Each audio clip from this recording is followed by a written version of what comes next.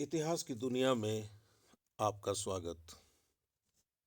इतिहास पाठ में आज हम पढ़ेंगे इतिहास का क्षेत्र।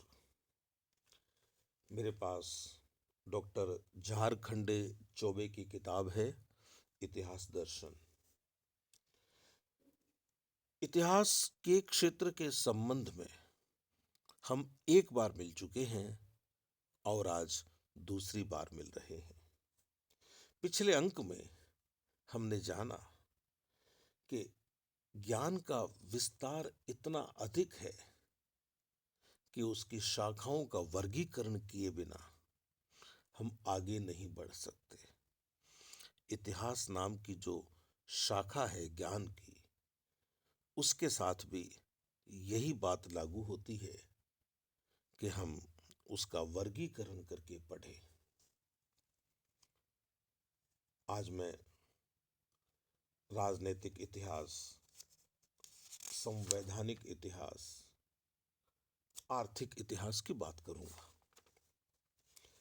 राजनीतिक संस्थाएं समाज की रंगमंच हैं जहां महापुरुष अपने कार्यों को प्रदर्शित करते हैं। समाज के जीवन में इसका अत्यधिक महत्व है। एल राउज ने इसे इतिहास की रीढ़ माना है। यह बात लिखी है डेवी ने अपनी किताब ह्यूमन नेचर एंड कंडक्ट में। जनसाधारण की इस संस्था में युग पुरुष तत्कालीन घटनाओं को नियंत्रित करने के लिए अपनी इच्छाओं की अभिव्यक्ति करता है। यह बात कही है रेनियर ने। अशोक, अकबर, गांधी तथा नेहरू के कार्यों एवं उपलब्धियों का प्रदर्शन राजनीतिक रंगमंच पर ही हुआ है। इन जननायकों ने अपने कार्यों के परिवेश में तत्कालीन समाज के भाग्य का निर्माण किया है। इतिहासकार यह बात कहता है, लेकिन इतिहासकार की कही हुई बातों को इतिहास का विद्यार्थी या इतिहास के क्षेत्र में शोध करने वाला व्यक्ति अपनी दृष्टि से देखता है। किसी को अशोक जननायक लगता है तो किसी को अकबर जननायक लगता है। कोई गांधी को जननायक मानता है तो कोई नेहरू को जननायक मानता है, और कोई सुभाष को जननायक मानता है, कोई वीर सावरकर को जननायक मानता है, कोई सरदार पटेल को जननायक मानता है। पाकिस्तान के लोग जिन्ना को जननायक मानते हैं। कौन जननायक है, कौन किसका जननायक है, यह उस व्यक्ति के संस्कारों पर निर्भर करता है, उस व्यक्ति के अध्ययन पर निर्भर करता है जो इतिहास पढ़ रहा होता है या इतिहास रच रहा होता है।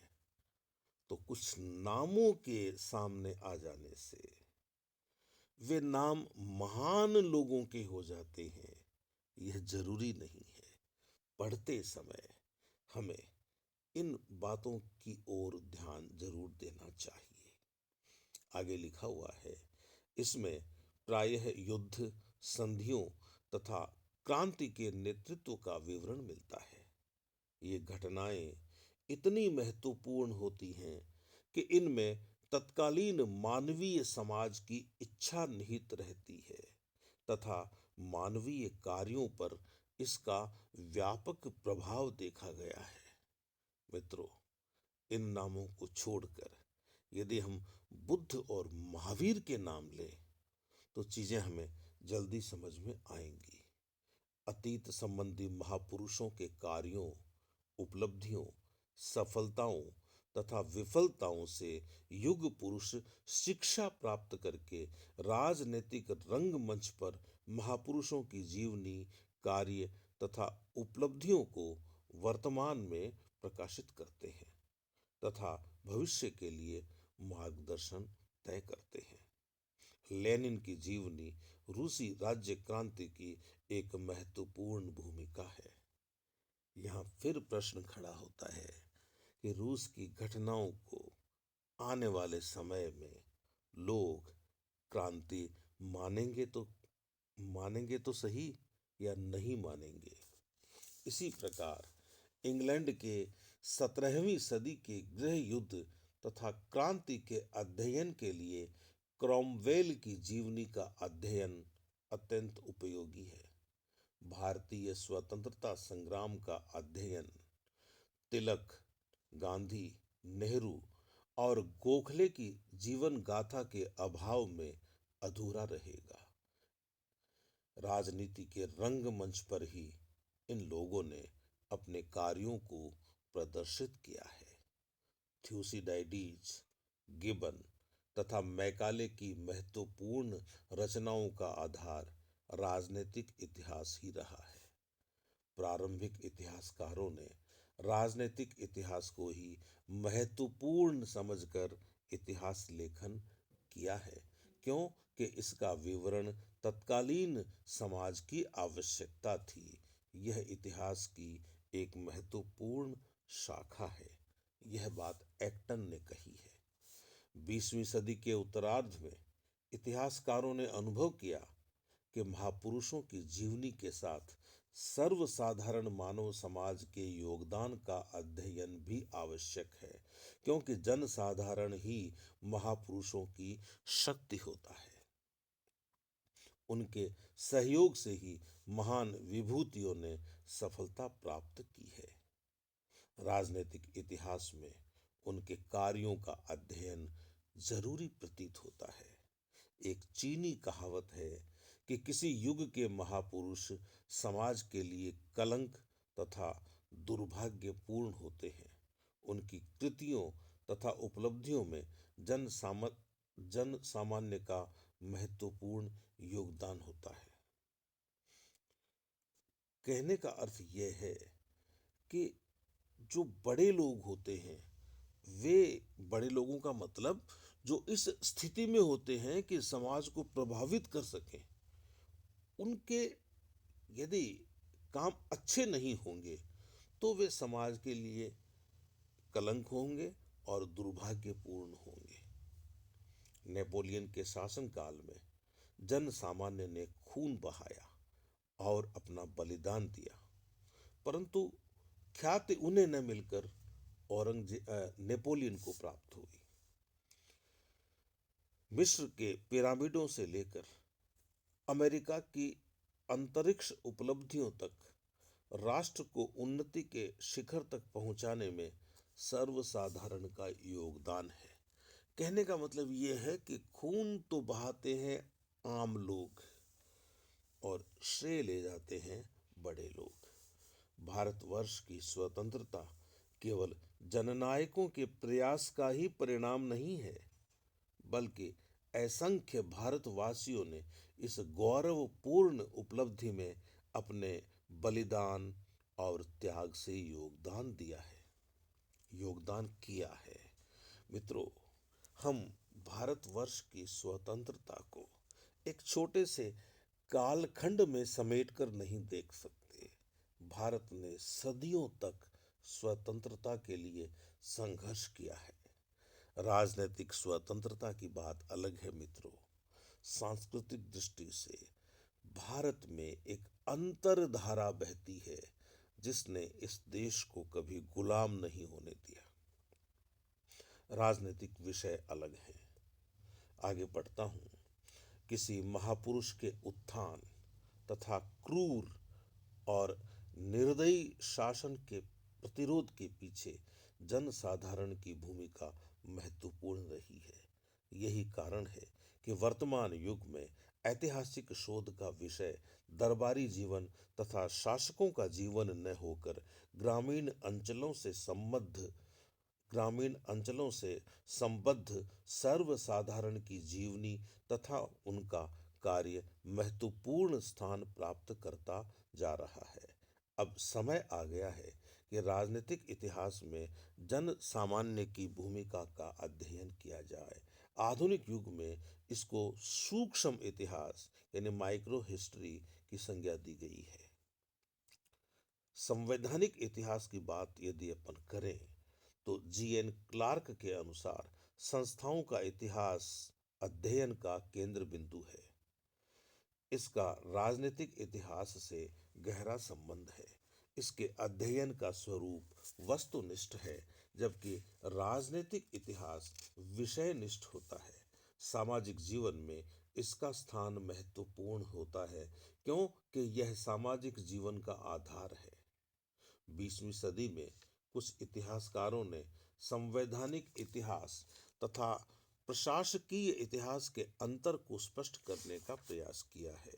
20वीं सदी के कुछ इतिहासकारों ने संवैधानिक इतिहास तथा प्रशासकीय इतिहास में अंतर को स्पष्ट करने का प्रयास किया है। हेलम, कार्निवाल लेविस, अर्स्कीन तथा मेटलैंड ने संवैधानिक इतिहास लिखकर इतिहास के क्षेत्र को विकसित करने में महत्वपूर्ण भूमिका अदा की है। मनुस्मृति, हम्मुराबी का code, Justinian code, code of Napoleon, Macaulay के इंडियन पेनल कोड का प्रभाव जन सामान्य पर पड़ा है। ब्लैकस्टोन कृत commentaries of law of England तथा पीबी काणे का धर्मशास्त्र का इतिहास इस वर्ग की महान उपलब्धियां हैं। आर्थिक इतिहास की बात करें तो आर्थिक इतिहास को महत्वपूर्ण बनाने में कोंदोर से, कोम्ते, बर्कले तथा कार्ल मार्क्स का योगदान रहा है। यहाँ यदि हम भारत के विद्वानों की चर्चा न करें तो बात अधूरी रह जाएगी। कितने ही नाम हैं जिन्होंने स्मृतियां लिखी, बड़े बड़े ग्रंथ लिखे। खैर, मैं पढ़ता हूँ, कार्ल मार्क्स द्वारा इतिहास की आर्थिक व्याख्या ने अनेक इतिहासकारों को इस विषय में सोचने के लिए बाध्य कर दिया। समाज के प्रारंभ के साथ ही आर्थिक इतिहास का उदय होता है। समाज ने अपनी आजीविका के साधनों को किस प्रकार उत्पन्न किया, इसका ज्ञान आर्थिक इतिहास प्रदान करता है। इंग्लैंड की औद्योगिक क्रांति के पश्चात इसका महत्व अत्यधिक बढ़ गया है। टानी तथा पावर ने सबसे पहले आर्थिक इतिहास लिखा है। जीएन क्लार्क के अनुसार आधुनिक युग में आर्थिक इतिहास ने इतिहास के क्षेत्र के अंतर्गत एक ऊंचा स्थान हासिल कर लिया है। आर्थिक इतिहास के माध्यम से वर्तमान समाज इतिहासकारों से आर्थिक प्रश्न पूछता है।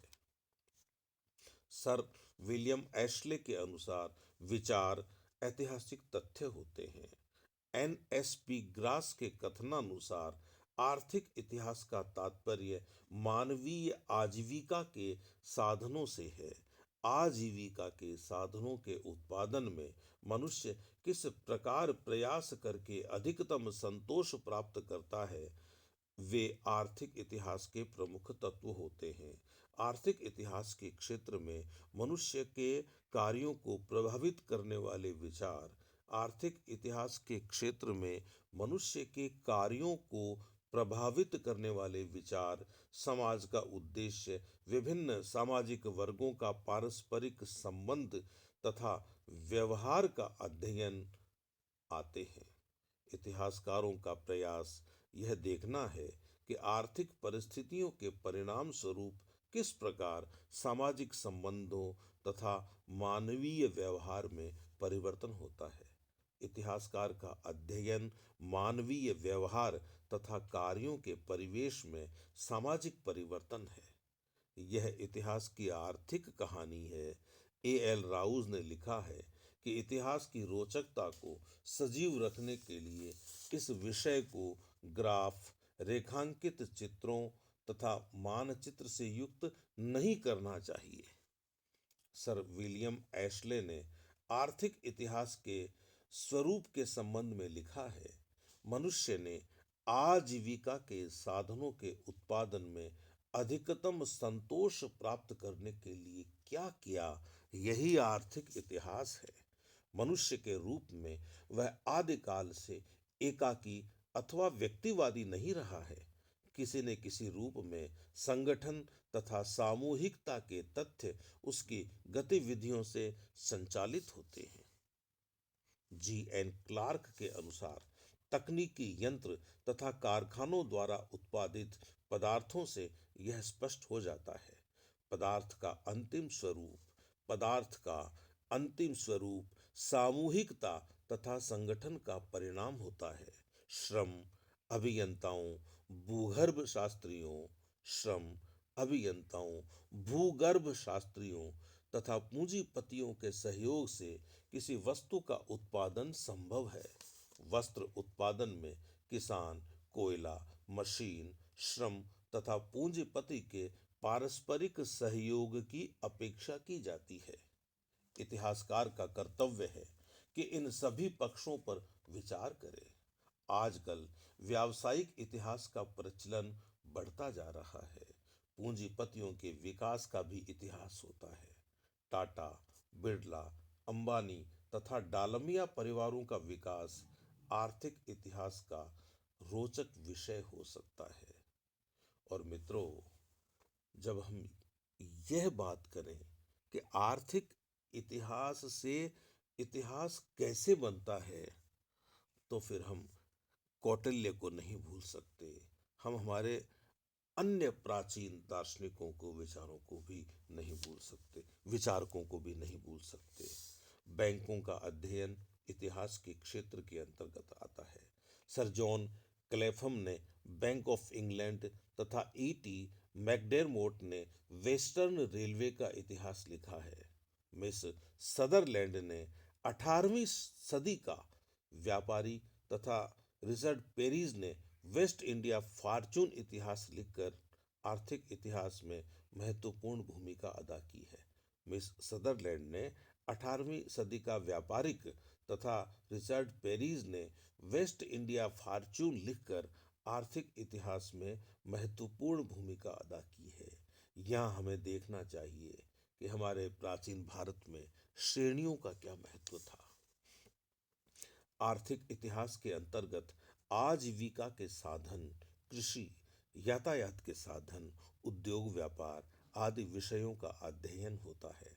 डार्विन ने आर्थिक इतिहास को अस्तित्व के लिए संघर्ष तथा मार्क्स ने आर्थिक नीतिवाद के सिद्धांतों का प्रतिपादन करके विषय को रोचक तथा आकर्षक बनाने का प्रयास किया।